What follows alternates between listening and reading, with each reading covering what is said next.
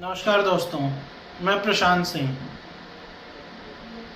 आज हम बात करने जा रहे हैं पंच महापुरुष योग के बारे में। कि पंच महापुरुष योग क्या होता है। यह एक तरह का राजयोग होता है। पंच महापुरुष यानी पांच तरह के योग होते हैं जो 5 ग्रहों से बनते हैं। मंगल से रुचक, बुध से भद्र, गुरु से हंस, शुक्र से मालव्य और शनि से शश। ये 5 तरह के 5 महापुरुष योग होते हैं। किसी भी जातक की कुंडली में अगर 1 या 2 है तो वो साधारण इंसान नहीं रह जाता है।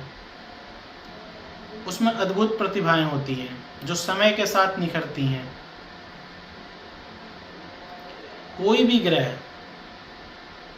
केंद्र के भाव में बैठा हो, यानी 1st house, 4th house, 7th house, 10th house में स्वराशि का बैठा हो,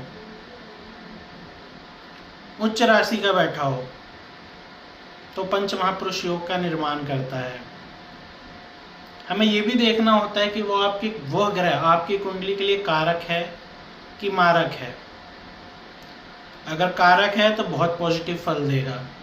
फिर उसकी डिग्री भी चेक की जाती है कि कहीं वो बाल अवस्था में तो नहीं है।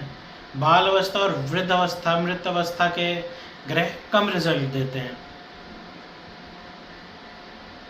युवावस्था के ही ग्रह पूर्ण फल देते हैं।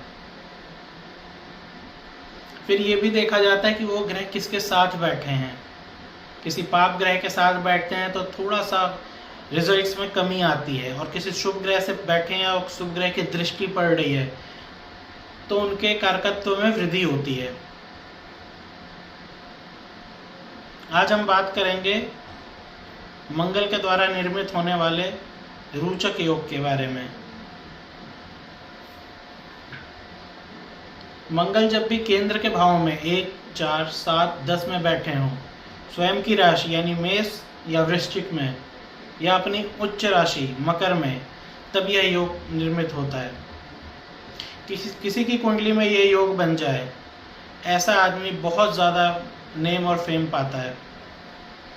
जब उस ग्रह की महादशा आती है ऐसा आदमी ऊंचाइयों पर जाता है। मंगल देव हैं एनर्जी के कारक।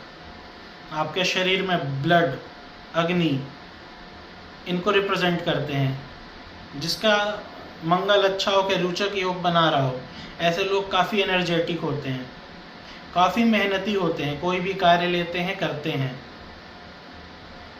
बैठ के प्लान नहीं बनाते हैं 20 दिन की, अब ऐसे करेंगे फिर उसके बाद वैसा करेंगे। इन्हें पता होता है क्या करना है, ये बस लग जाते हैं और उस काम को सक्सेसफुल करते भी हैं, उस कार्य को पूर्ण भी करते हैं और अच्छे से करते हैं। ऐसे लोग निडर होते हैं। इनकी इच्छा शक्ति बहुत प्रबल होती है। अगर इन्होंने एक बार ठान लिया कि ये कार्य करना है या इस कार्य को इतने दिन में पूर्ण करना है, तो बड़े आसानी से कर लेते हैं। ऐसे लोग मेहनती योद्धा भी होते हैं। अपने हक को लेने में पीछे नहीं हटते हैं। जो हक बनता है इनका, वो उसे आसानी से लेते हैं। किसी का हक भी नहीं मारते हैं। ऐसे लोगों को कई बार सेना में देखा गया है, मिलिट्री में, आर्मी में। ऐसे लोग सर्जन भी होते हैं, डॉक्टर भी होते हैं। और सर्जन जब होते हैं तो बहुत उच्च लेवल के सर्जन होते हैं।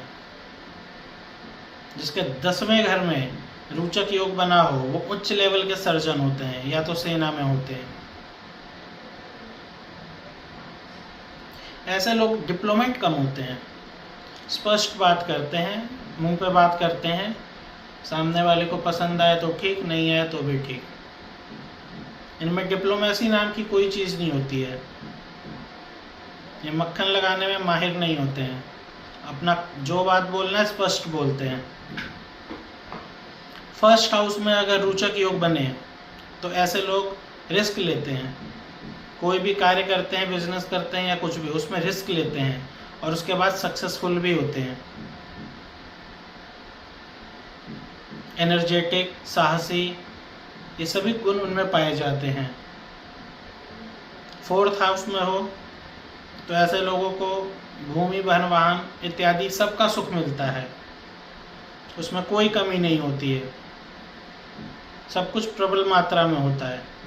पर 4th हाउस में कई बार देखा गया है कि अगर मंगल स्वराशि या उच्च का हो तो भी कई बार माता के स्वास्थ्य में या माता को कुछ परेशानी दे देते हैं।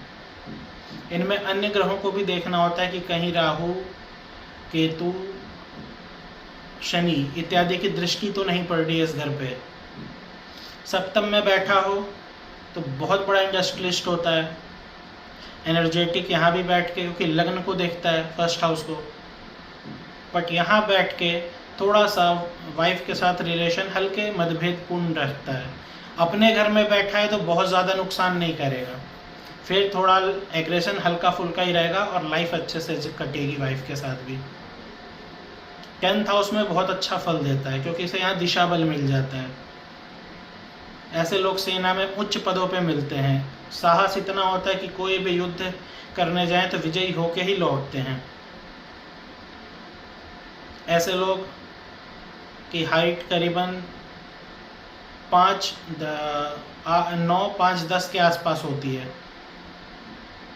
इनकी आंखें थोड़ी लाल होती हैं। इनका पहचान का है कि इनकी आंखें थोड़ी लाल रहेंगी अगर लगन में बैठा हो तो। 10th हाउस में बैठा हो, सप्तम में बैठा हो तो यहाँ से लगन को देखता है।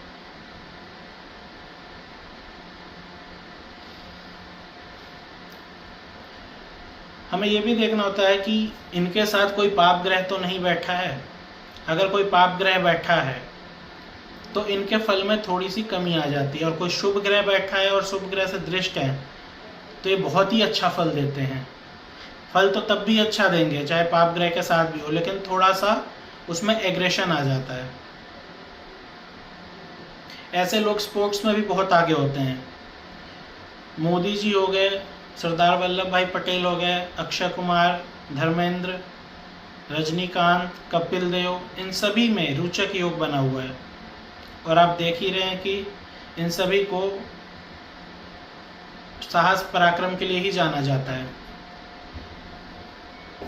तो चलिए आज के लिए इतना ही। उसके बाद अगले वीडियो में बात करेंगे बुध से बनने वाले भद्र महायोग के बारे में।